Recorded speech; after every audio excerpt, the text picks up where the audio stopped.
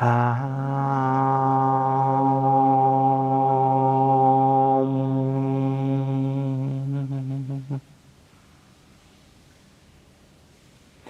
once upon a time, the serpent Ananta was slithering through a glade along the edge of an endless river. And suddenly he came into a clearing and he heard a peal of laughter that rattled him out of his daydream. So he rolled his black eyes over the scene and he spotted Shiva and Shakti reclining together under the shade of an old banyan tree. The serpent tuned his ears to their conversation and he heard Shakti form a most remarkable request. She asked Shiva, who's the divine patron of yoga, to recount to her all of the secrets of the yogic discipline. And so Ananta is thrilled. He's been slithering around since before the beginning of time, and he's never slithered into such an auspicious scene where Shiva, the Lord of Yoga, is about to explain the secrets of yoga to his beloved consort, Shakti. So Ananta coils himself up in the grass where he thinks he can't be seen, and he empties himself for deep listening.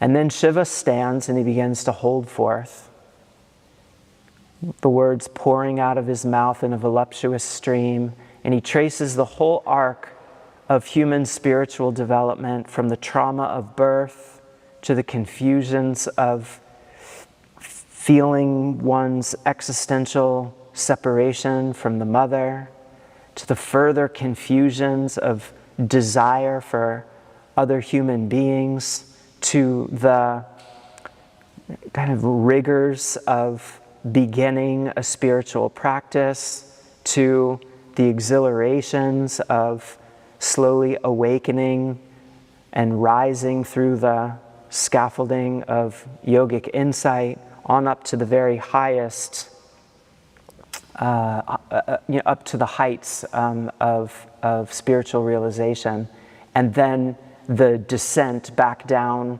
into the body and the integration of yogic insight back into the sphere of ordinary life. And as Shiva talks, Ananta just sort of burns quiet and still in silent illumination. Shakti, however, is sort of swaying to the sound of Shiva's speech. She's the serpent now, and Shiva is the snake charmer. And as he speaks, her spine rises in anticipation whenever he starts to climb upward towards some particular point. And whenever he crests and starts to unravel the consequences, she goes back down. Whenever he changes themes, she pivots from one hip to another. And whenever he considers a counterpoint, she reverses the cross of her legs. And in this way, she gives animation to Shiva's speech. She embodies it and allows it to move through the space of her embodied awareness. So Shiva, Shakti, and Ananta all go on like this for some untold amount of time. And eventually, probably because somebody wants tea, he stops, and Ananta suddenly feels himself as he is drunk on the nectar of yogic wisdom. And so, hoping to avoid any embarrassing confrontation, he tries to slither off. But Shiva, being omniscient, has been aware of the serpent the entire time. So he plucks him out of the grass with two bony fingers and lifts him up to his face and tells him that he owes tuition for all the intuition that he's received. And that in compensation, in payment, let's say, for the wisdom that he just drew in, he is to incarnate into the human realm and to share the wisdom of yoga with humanity. So arrangements are made for the serpent to come into a human womb. He comes into the womb of a yogini named Ganika. And on the day of his birth, he goes sliding down the birth canal toward the light, and she catches him between her knees and lifts him up, expecting, quite reasonably, to find a human baby, being human herself, but finds instead, to her horror, a sort of mongrel creature who's human from the waist to the crown of the head, but who has a serpent's hood rising over his human head, which happens itself to be made up of uncountably many other serpent heads, and a serpent's tail that's wriggling from his waist down toward the ground. And so, understandably, she shrieks and she drops this poor creature from her hands, and he hits the ground, bows to his mother in silent gratitude for bringing him into the world, and then he slithers off and he writes the Yoga Sutras. So this is a true story about how the Yoga Sutra was written. It's a story about Patanjali's birth. It's also, incidentally, a story about Patanjali's name, because the name Patanjali could be understood as meaning fallen from the hands. From Pat is to fall, and you know Anjali Mudra, the folded hand mudra. Fallen from the folded hands is Patanjali, recalling the moment when his mother dropped him in shock just after his birth. But more interestingly, the story there's some compelling aspects of this story concerning the nature, the source, and the unfoldment of yogic insight. And so that's what I want to tell you about.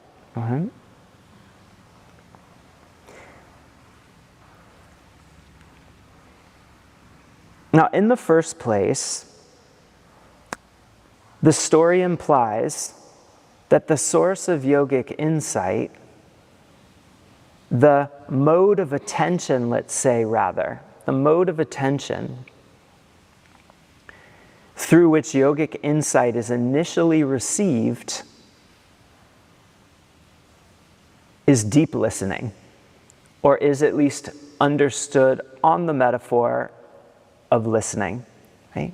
Because Ananta, he makes himself still, he gets quiet, he coils himself up, and he allows this divine sound of Shiva's voice to reverberate throughout his serpent body. And he allows the sound of that vibration then to sink into him, to settle into him. And this is the mode by which he takes it in.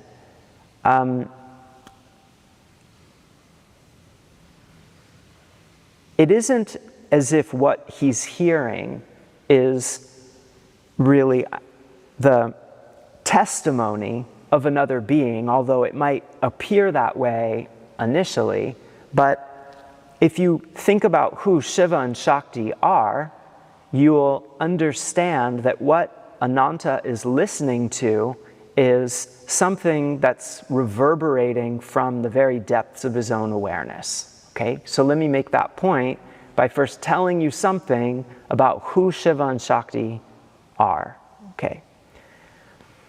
It's an old idea in yogic philosophy that goes back at least to classical Sankhya, but then is taken over by the tantric philosophy of Shiva and Shakti, that the world can be divided into two fundamental principles, two principles that together cover the whole of reality.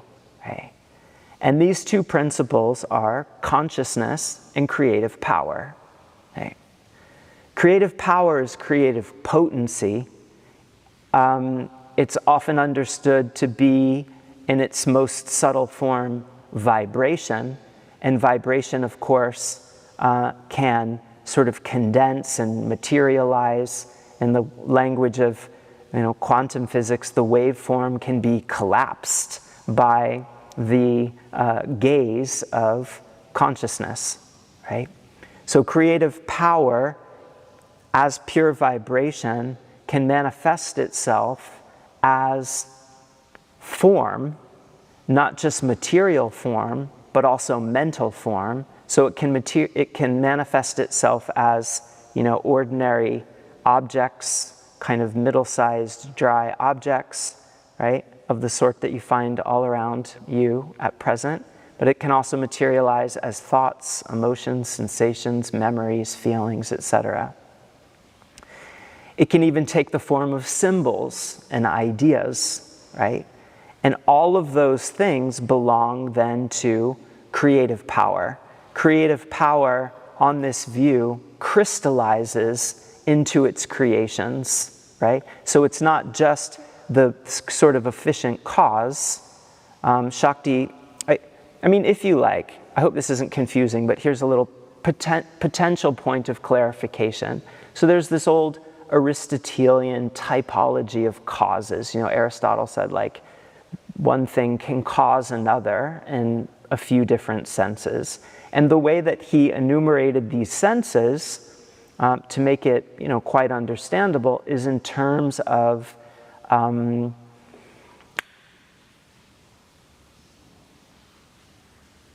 like pottery, right? and the sort of the different elements involved in making a pot. So there's the clay.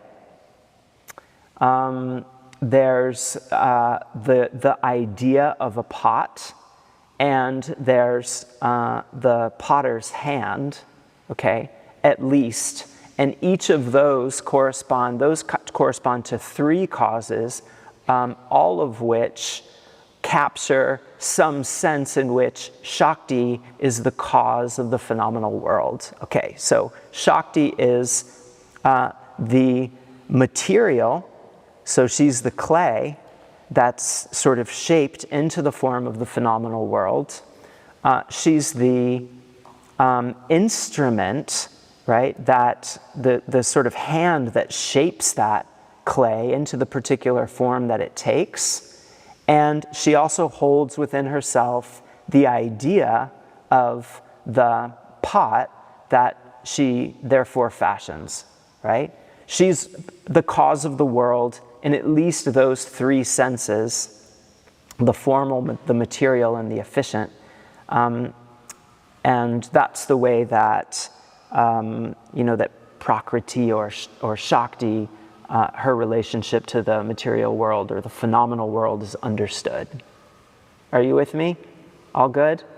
All right. And then there's consciousness. And consciousness is the space in which the material world manifests. Consciousness is the space within which Shakti unfolds her creative power, and so reveals the sort of hidden potentials that are inside of her. Okay? Now, the idea is that there's nothing else that isn't captured by those two principles. Okay? Now, it should be said that the way that Patanjali in the Yoga Sutra understands the relationship between those two principles of consciousness and creative power is importantly, perhaps radically different from the way that the relationship is understood between those two principles in Shiva Shakti mythology. But we'll leave that for another time, all right? Ananta, the divine serpent, represents a dimension of Shakti. Ananta represents the dimension of creative power that's not formed, not shaped, and so doesn't appear to the gaze of consciousness in any given moment. So in any given moment, there's that which bodies forth as an appearance, And then there's an infinite creative potential that hasn't bodied forth, but might and could, right? And maybe will, and maybe even did once before, right? But isn't right now. That is to say that reality is pregnant with infinite creative possibilities and an uncountable, immeasurable mass of such possibilities is always unexpressed and unrealized in any given moment. And it's an old idea that what does appear rests on what doesn't appear, so that what doesn't appear is the support, the unseen and so uncelebrated support of what does actually body forth and what can, at least, is or can be pulled into the foreground of our awareness. All right? So, Anantashesha is unexpressed prakriti, avyakta prakriti, unexpressed creative potential. And the idea is that he has, the idea is that his tail reaches off to infinity. Yeah, that it's without end. The name Ananta literally means without end. So he's an infinitely long serpent, and the infinite extension of his tail represents the infinite multitude of creative possibilities that underlie any particular moment of experience, okay? And this is important even for understanding the meaning of the myth, because for one thing it means that that Ananta is sort of unexpressed. He appears, of course, in mythologic form, right? But it's understood that his sort of appearance there that is, it's symbolic of something. And he hasn't yet taken the form that any of the forms that are inside him that are nonetheless yearning to take expression and to body forth in the realm of appearance. Do you understand? Does that make sense? So he is, in a certain sense, not yet who he is. Yeah? That's Ananta. And that's why it's a brilliant choice for Ananta to be, to play the lead role in this story about the nature of yoga, because it means he's the spiritual seeker, the one who is not yet who he is. Yeah? Yeah? And he doesn't become who he is until he meets Shiva and Shakti. And still not yet. All right? When he encounters Shiva and Shakti, what he's encountering are the most fundamental elements of his own being, right? The two elements that shape all experience, consciousness and creative power. When he's slithering along that endless river, that river represents the endless flow of the cosmic mind. And he's contemplating it. He's slithering along it, listening to its hushed tones and being sort of lulled into a daydream. And when he slithers into a clearing, that's a clearing of thought, a clearing of the conceptual clutter that distorts the nature of reality. And when he comes into that clearing, he suddenly hears something that he didn't hear the moment before. And it's the sound of laughter. That's the sound of a release of energy. There's a sudden release of energy then through a clearing, through a space in Ananta's own awareness, and that the release of that energy is coming from the deepest places in his own being. It's coming from the depths of his own awareness, right? And so when he curls up into the grass and he starts to listen, what he's doing is this is a metaphor for his meditations just deepened, right? He was going along kind of contemplating the flow of mind, but then he goes beyond that. He goes beneath that somehow. And now he's contemplating something more fundamental, which is the movement, a primordial, spontaneous movement of creative energy through the space of his awareness. And the idea that he's listening to that awareness is the idea that his relationship to it is pure receptivity. He's not trying to manipulate it. He's not trying to control it. He's not conducting experiments on it. He's not trying to pull anything out of it. He's not questioning it. Do you see what I mean? He's just opening his awareness to its spontaneous movement and allowing that movement to sink into him, right? How extraordinary, right? But this is the important thing. It's not, just to say it once more, what he's listening to is not an outside voice. It's not the voice of a guru. It's not the voice of a text, that he's hearing in his mind as he's reading it. It's not the voice of an outside authority. It's not the voice of tradition, right? It's the voice of the most fundamental elements of his being, engaged in a delightful, exuberant contemplation of the natural unfoldment of reality, right? Because that's what the story that Shiva tells is all about. Right.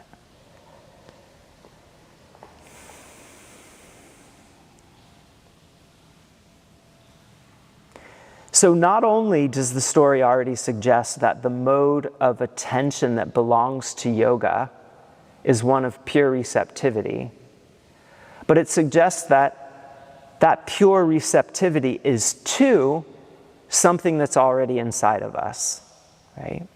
And something that includes, most fundamentally, the creative power that's shaping our own minds and bodies. Shakti is the creative power even that shapes Ananta's body, insofar as he has a body, But in another sense, as I said, he really doesn't. Right? Because he's not yet who he is, right? And this idea that he's not yet who he is reiterated again when Shiva picks him up and says, hey, you owe tuition for the intuition that you just received. Because what that means is that the wisdom with which he's trying to abscond, right? He wants to just slither off and go meditate. And Shiva goes, now, right? Now you have to do this other thing. And the idea that he has to pay for it is the idea that it's not really his yet. And that it won't be his until he does the thing that Shiva demands, yeah? And what Shiva demands, he's not asking for coinage or cattle, right? He's telling Ananta that he needs to go and do this thing, which is to bring that implicit, let's say inchoate, nascent wisdom, right? And what I mean by that is, nascent, I know that not all of you are, that English is your first language, so just in case you're unsure. Nascent means like something that exists in a kind of primitive form, but has not yet become what it will naturally become, right? Like an embryo is a nascent human being, right? Or you can also say that it's an inchoate human being. It's not yet formed. And so the idea here is that the wisdom that Ananta receives when he listens to the discourse of Shiva and Shakti is inchoate, it's nascent. It hasn't really yet taken form, right? It hasn't ripened. It hasn't yet come to full expression. It hasn't been consummated. It hasn't been perfected. It hasn't been realized yet. And will not be any of those things until he embodies it. And for that, he has to take human form, right? He has to come into a human body, right? And so he has to be, don't miss the metaphor. It's a metaphor of being, I almost want to say reborn, because that's the usual mythic metaphor, but Ananta can't be reborn because he's birthless, right? All three of the figures here are birthless and deathless, Shiva, Shakti, and Ananta. None of them have any creation story, right? Shakti has many stories about how she takes different incarnations, right? Because that's what she does. She incarnates and incarnates and incarnates, right? And in that way, she expresses and makes manifest her implicit creative possibilities, right? And now she's saying, now you have to do that, Ananta. Now you have to be born. You have to take form, you have to incarnate, and you have to embody this wisdom somehow, as it turns out, for the good of humanity, right? And so then Ananta becomes Patanjali, right? You've seen these murtis, these figures of Patanjali, or maybe these images. There's a wonderful such murti just outside this yoga studio here. I'm in the Purple Valley Retreat Center in Goa, India, and there's a wonderful Patanjali just outside, which you could almost see if you would just put your head through the screen. But he's represented as described in, for example, the second verse of the Ashtanga invocation as being an amalgam of serpent and human forms, right? That's Patanjali as an avatar of Anantashesha, taking human form in order to express these creative possibilities that were only nascent inside of him before he actually took form. And so what he does is he gives form to that wisdom. And the way in which he gives form to that wisdom is, of course, socially, historically, biologically, and so, psychosocially situated, right? And so what comes forth is not the last word on yoga, right? But a brilliant word of someone who contemplated yoga very, very deeply, and then shared the fruits of that contemplation with humanity. But one question to ask is, what exactly are the fruits of that contemplation? Right? Is it something that Patanjali knew and then he bothered to write down? Right? Or is it rather the person of Patanjali who bodies forth and comes to full expression through this creative act of realizing yogic wisdom, right? That is, to point to it kind of crudely, the writing of the Yoga Sutra and whatever else he did, right?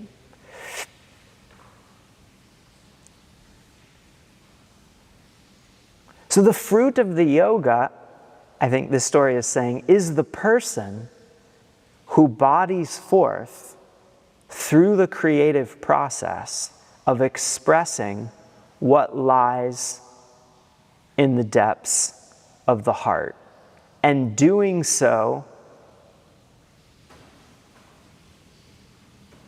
in a way that doesn't try to sort of, bow to the demands of external circumstance, but is rather, it has another, the direction of that creative act, right, is one in which something that's inside is being drawn out and expressed. That's the movement of that creative act, right? That's very different from inventing something, right? You see that there's a problem, right? And you want to solve the problem, right? And so you engineer a solution to solve the problem, right? Which is very outward looking, right? And, may be beneficial for others, and that's all fine and good, right? But that's very different from the creative act that we're imagining, because the creative act that we're imagining has a deeply, profoundly self-expressive dimension. And I want to say that that self-expressive dimension is essential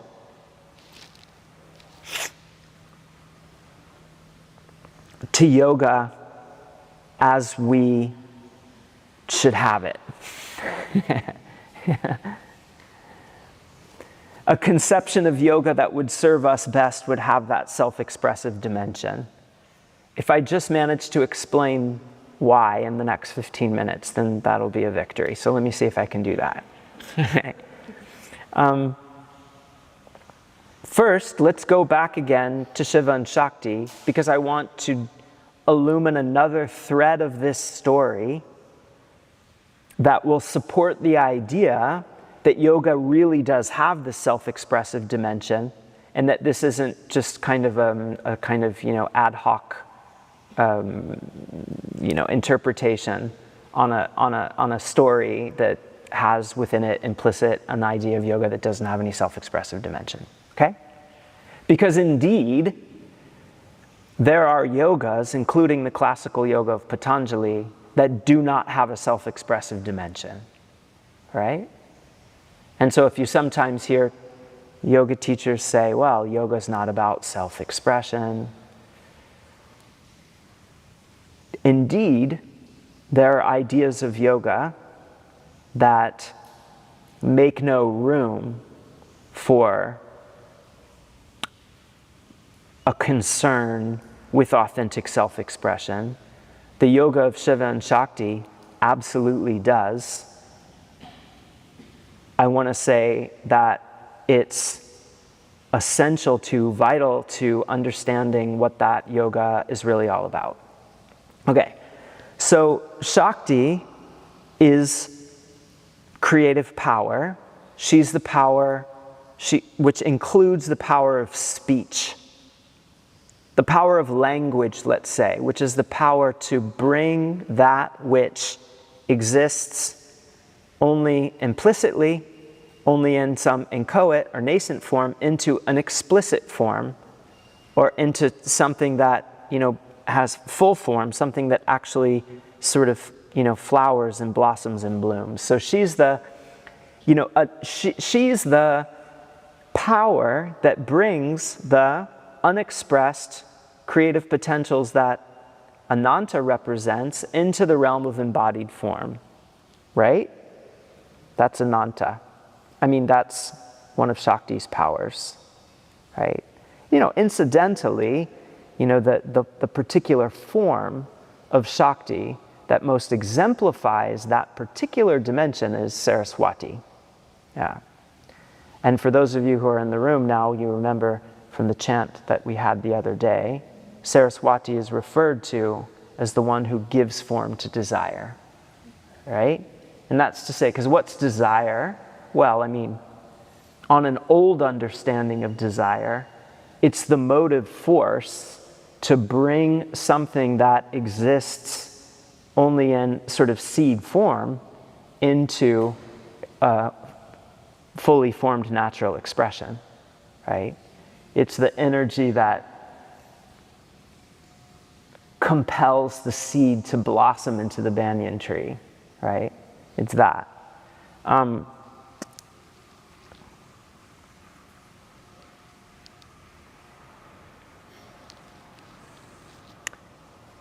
Shiva doesn't possess the power of speech simply in himself. That is, if you consider Shiva and Shakti in abstraction, right, just for the sake of making a philosophical point, right, then Shiva's inert, right? He's motionless. He represents the sort of motionless plenum of pure awareness that has considered in and of itself, by itself, in abstraction, contains no creative potential. Shakti's the creative potential, the name for the creative potential inside that awareness, right? Now, in most understandings of the relationship between Shiva and Shakti, they're naturally and inexorably intertwined. They're really just two dimensions of one profundity, right? And they're only sort of, mythologically represented as being separate beings because, that's super fun. Then you can talk about the relationship between these two aspects. You can sort of illuminate things about the dynamic between awareness and creative power that are profoundly illuminating to human life, right? But the point here is just that if you kind of do this philosophical abstraction, then you have to appreciate the point that Shiva doesn't actually possess the power of speech. Shakti possesses it. She also possesses the power of movement.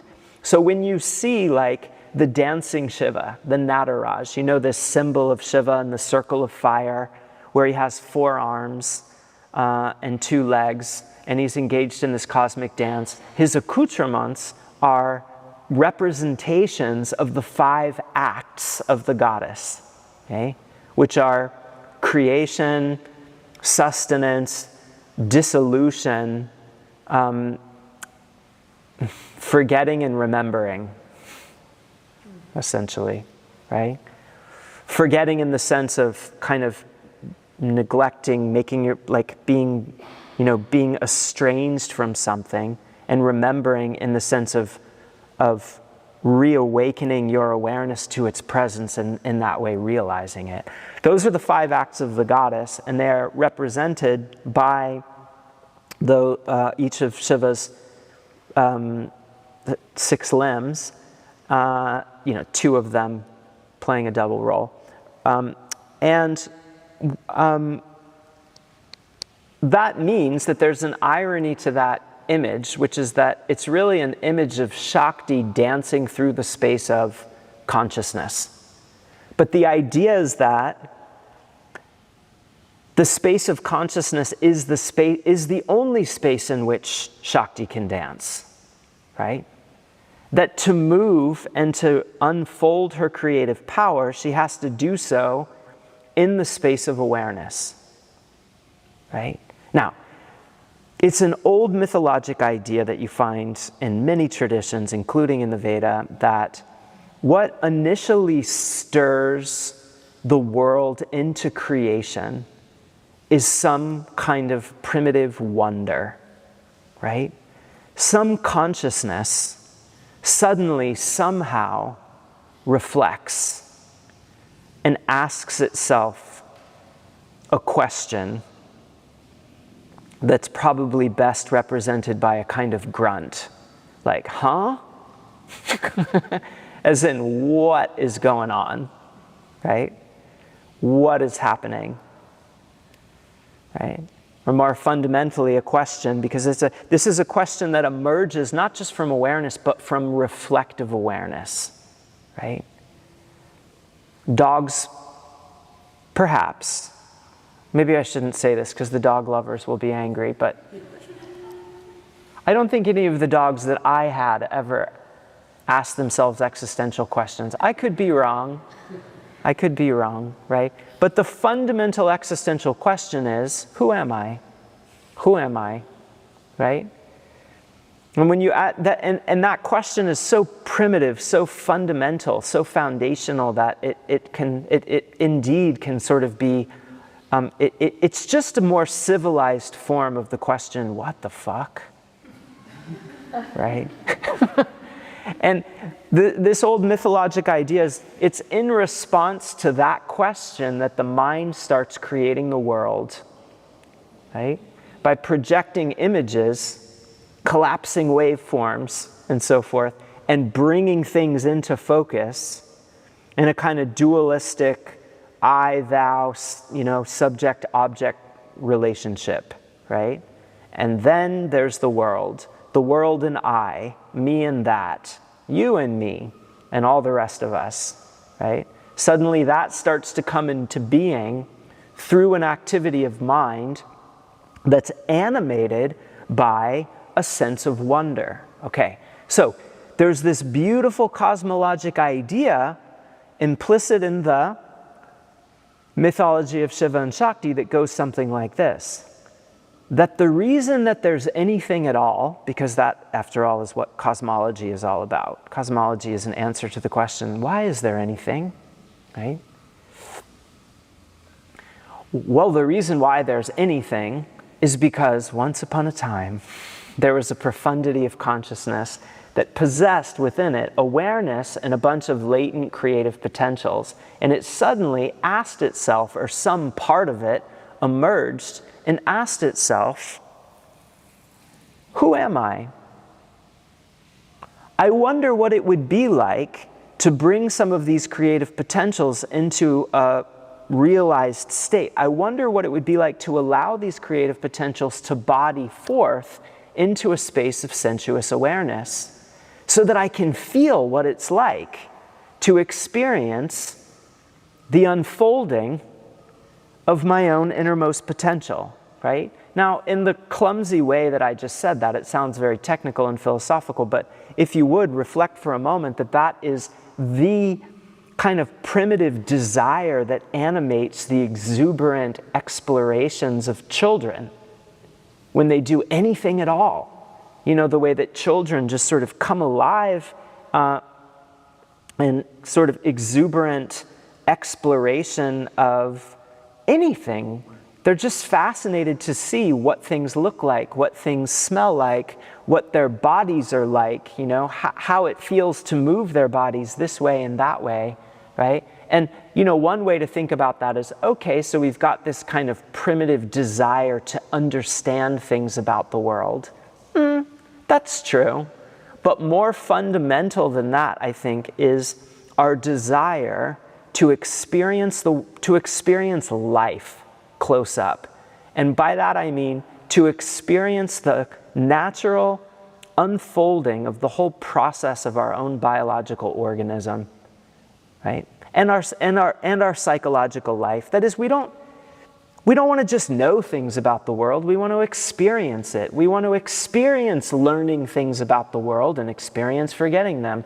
We want to experience birth and even try to remember it. And of course, all kinds of fears and misgivings get in the way, right? But deep in our hearts, we even want and can eventually come into a kind of clearer relationship with our desire to experience death and to find out what that's like and everything else. You know, we have a desire then to experience life, to experience the unfoldment of life, to experience it through the senses, to experience it with the kind of fullness of our perceptual apparatus, right? And the idea is that, well, you know, if it's easy to understand that desire, right, because you have it, don't you? As all children, children make it manifest, but we still have it, right? Maybe it wizens a little bit when we kind of torture ourselves with all the stress of adult life. But it comes back with a little yoga practice, and then we're much happier again. But then we can understand very well, this is like the mythology of this profundity, why this profundity would ask itself the question, who am I? And then start creating worlds in response. It does that because it wants to know itself. It does that because it wants to know what it's like to draw out the riches that are hidden in the cave of its own heart.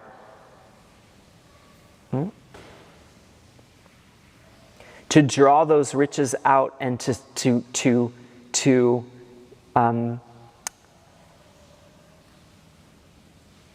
and to honor them,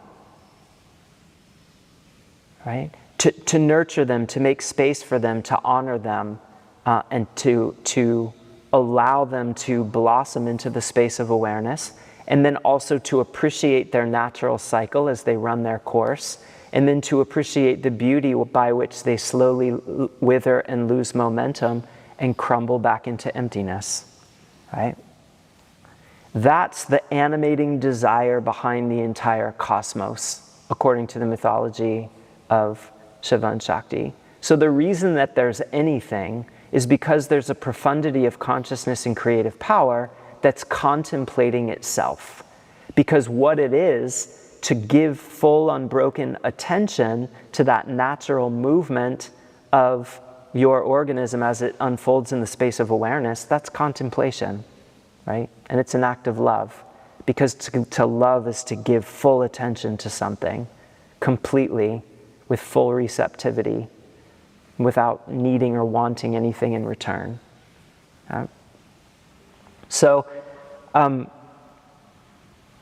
that's what Ananta is listening to. He's really listening to the voice of Shakti, because Shakti is the power and the intelligence behind the yogic process.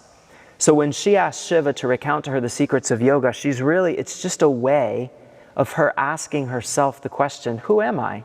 But she has to ask the question in the space of awareness, so she asks him, right? And then, according to a very old metaphor that occurs throughout, for example, the commentaries, the traditional commentaries of the Yoga Sutra, consciousness, as Purusha in the Yoga Sutra, but Shiva for us, is the mirror of the mind, right? The mirror for Prakriti, the mirror for the feminine power, because it's the feminine dimension of consciousness that asks and answers the question, who am I? It asks the question, who am I? And then starts creating the world in response. And then the masculine side, the Shiva side, is the side that's holding space for that creative power to unfold itself spontaneously before the adoring gaze of consciousness. And it's that adoration, that interest and that opening that inspires Shakti to create. And so what comes forth, right, in that cosmology is the self-expression of Shakti herself. Do you see what I mean? The world is Shakti's self-expression, right? In a very kind of straightforward sense. Is it clear? Is that clear? Yeah.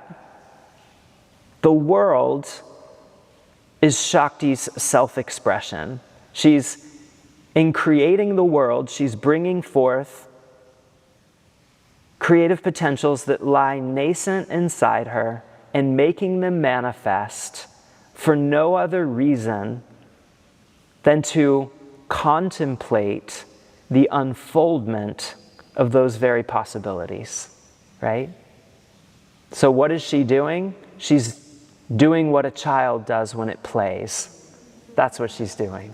And nothing else, you see? But that is, for, at least from her perspective, that's a self-expressive act, right? That's a self-expressive act. Okay. Now, when Shiva says, you're not finished, you don't get to go slither off and just meditate on what you learned. That's not how this works, right? So now you've felt the tremor, right? You felt the movement of a creative energy deep down in your heart, right? So now your task is to allow that to come into an authentic expression through you, right? That's what it costs to feel the movement, the deep movement of creative energy, that you incur this burden, if you like, if you want to think of it that way, just to extend them. I know it's not really a burden. It's a brilliant, it's an extraordinary possibility, and privilege, right? But it's a burden because once you're holding it, it's like now, right? It's not complete. You don't bring it to fruition. It doesn't come to its culmination, realization of perfection until it's brought into the form, until it's embodied, right? And expressed through an authentic movement of life, through some creative act. And that doesn't mean, for Patanjali, and if it's a work of art, that it's just like, that's a clear metaphor, right? So Patanjali writes the Yoga Sutra, see? But see, it's a metaphor for something else, which is a metaphor for giving expression to something, to some profound creative seed that lies in the depths of your heart, and that you have to nurture and express in a way that no one else can express. That truth is there for you alone, and only you can see it, and only you can speak for it, because you stand in a unique relationship to it. And so only you can articulate or elaborate that truth, right? And the fruition is the act of elaborating that truth. And the form that that takes is your true life, your authentic life. And that is not the life that you imagine for yourself when you imagine the life that you want, right? That's very, very different. In fact, that's a total distraction from bringing into being your authentic life. If you allow your egocentric fantasies to take over and you project certain ideas about who you want to be, who you wish you were, right? What you wish was in your heart to bring forward into expression, what you wish you were tasked to express, then that's a total obstacle to this other kind of self-expression. The other kind of self-expression involves setting all that aside, suspending the mental activity by which you cloud your mind with these projected ideas, suspending the mental activity by which you're continuously kind of narrating your experience to yourself, seeing yourself from a third-party perspective, and delivering commentary on how well you're doing, right? All of that, right? All of that is the clutter, that the obstacle that stands in the way of authentic self-expression, which will involve a spontaneous movement of creative energy from the heart into the mind and the body. Okay. So my 15 minutes up, and I'm only halfway there, but let me try to take just 5 more minutes to say that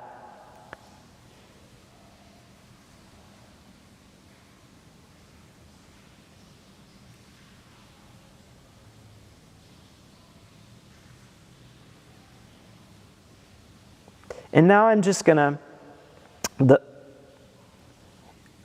you're gonna have to give me permission to speak for what I imagine to be my people.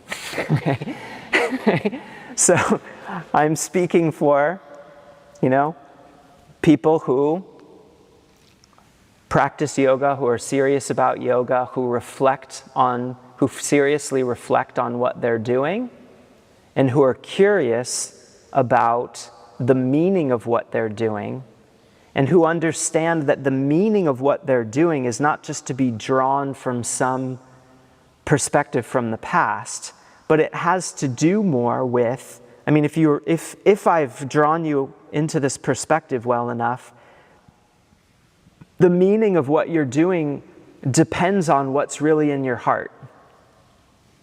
And that you don't necessarily know what's really in your heart, and part of yoga is helping to figure that out. Part of what yoga does is it helps you to see what's in your heart and then to find out what's trying to take expression through you. Because remember, insofar as you project an idea of what that is, you just set an obstacle in your path that you're likely to trip over, right? But if instead of imagining where it is that you're going, you simply allow yourself to be animated more spontaneously by something that's inside you, then the meaning of what you're doing is gradually revealed, right? And to contemplate anything at all is like that. To give it loving attention, right, is to make space for it to show itself to you. And you trust that you trust that you trust in the goodness of its natural unfoldment. And so you brook no resistance, even if it terrifies you in certain moments. You brook no resistance to its unfolding. You trust in the intelligence that's hidden within it. And so you nurture that intelligence, right? But you don't, and so you nurture it and you tend to it and you allow it to sprout and to spread out its branches and its leaves and hopefully to form buds and eventually flower. But you don't try to determine its shape through that organic process. You let it show itself to you, right? And that's what it is to really show up for something in the mode of love, and so to contemplate it. So the idea is that if you're contemplating this Shakti energy inside you, that's what you're doing. And it's in doing that, rather than brooking resistance to what's showing itself and trying to manipulate it and control the particular form that it takes. In doing that, you slowly discover what your authentic self looks like, what your true life looks like, and slowly discover who you really are. But that process of discovering who you are is never complete. There's never a moment when something comes forth and you get to go, now I got it. That's who I am, right? I'll just repeat that tomorrow, right? I'll just go through the motions of what I did today and there I am, right? Because there's nothing authentic in that, right?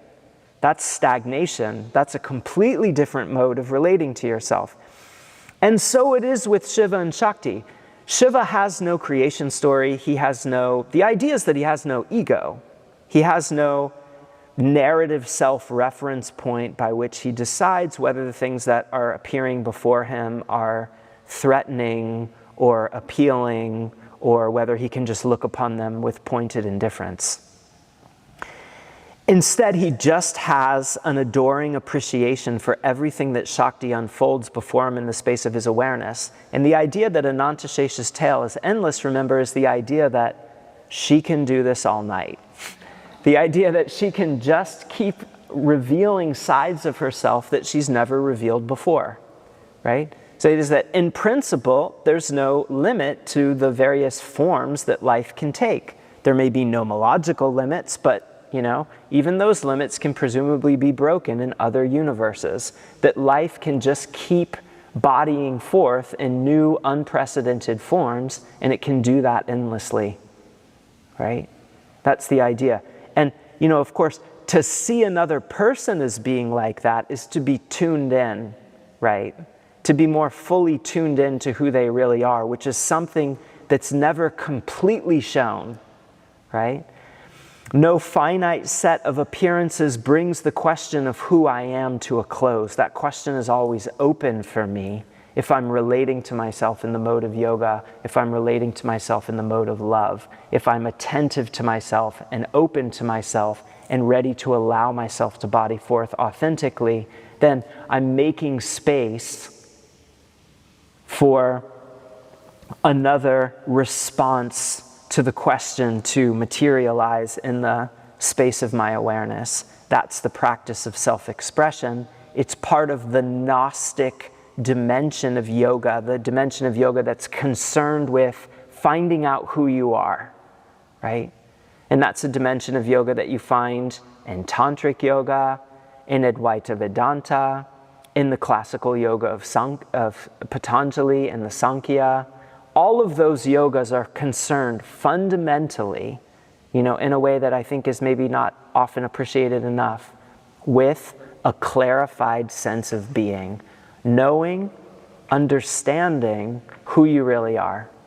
And the suggestion here in the Tantric yoga is that to know who you are, you have to find out. Always and forever, it's finding out. And you do that by making space for creative energy to unfold spontaneously through the depths of your being. And insofar as you do that, you find your way into a true and authentic form of life, and a form of life then in which you can find hidden purpose and meaning. And you find that hidden purpose and meaning, moreover, by relating to something inside you that's of divine origin. Okay?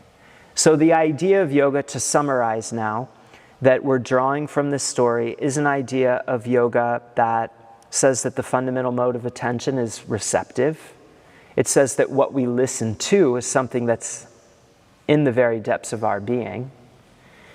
The thing that's in the very depths of our being that we're listening to is also of divine nature, and that means that the yoga is fundamentally mystical, because it puts you into immediate contact with the creative forces that are shaping the mind and body within, that happen to be the same creative forces that are shaping the entire cosmos. Another word for that is God. And so the idea is that you are in direct, unmediated relationship to that force through yoga. You're listening to it, you're making space for it. It's coming into you, entering you, and using your mind and body to contemplate itself, right? And that, of course, is Meister Eckhart's formulation of what mystical experience is. It's also the same idea of mystical experience that you find written about, very precisely in the tantric literature. It's also self-expressive, right? And for people who live in modern democratic societies, in societies where the possibilities for the way that you live your life are so blown wide open, so completely dizzying, that the whole situation is just existentially disorienting, right? Not so long ago,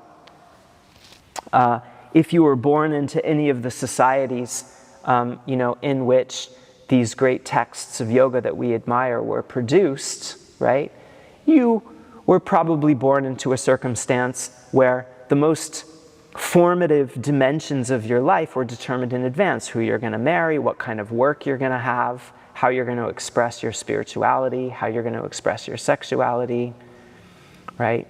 Your gender, and so on, right? Now, all of that is plastic, all of that is fluid, all of that is, it no longer comes to us as something that is simply fixed, but something that we have to consider, right? Something that we have to reflect on, something that we have to navigate. And that's extremely disorienting, right? And one response to that question is just to go, well, it's all essentially meaningless. I just sort of create my own meaning, And so I'll just choose a certain pattern of life, that strikes me as desirable, and see how I do, right? But the trouble with that is that people then find, usually, after pursuing such a course of life, especially if it blossoms into something or if it materializes into something very concrete, in other words, they end up getting what they want, then they often have a sort of crisis moment of realizing that they don't recognize themselves anymore in the life that they're leading, right? And then they go on yoga retreat. That's what they usually do. What should I do? I think I'll take up yoga. But it's a problem for us in a way that it wasn't a problem for people in the past, because those sort of structures of meaning and those ways of understanding how I, as a unique person, am integrated into the whole, right? Integrated into a much broader reality that includes transcendent aspects, that includes divine aspects, right? That could be taken for granted in a way that it is not and cannot be for us. And so, among our various spiritual needs, I would say are not only the need to be connected to the creative source of our being and to have a sort of intimate relationship with the most profound dimensions of our embodied reality, But to be aligned with those things in such a way that we can draw real direction and orientation from them so that we can find our way into what we can then recognize as an authentic and true life, right? In other words, that we can find a life that seems to be aligned with the deeper needs of our souls. That's the kind of yoga that we need. And I believe that the idea of yoga that we've begun to sketch from this reflection on the myth of Ananta and Shiva and Shakti seems very promising indeed.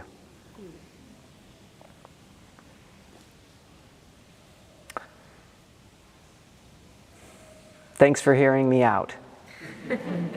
Yeah.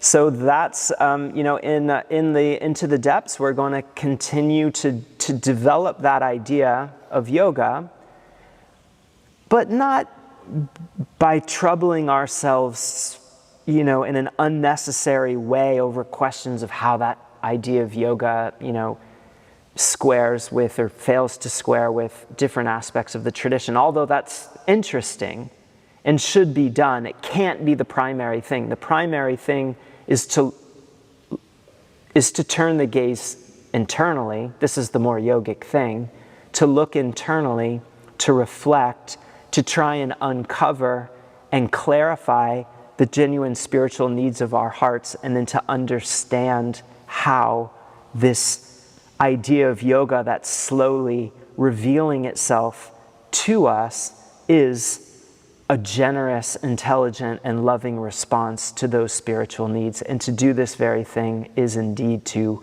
contemplate the true meaning of yoga. Thank you, my friends.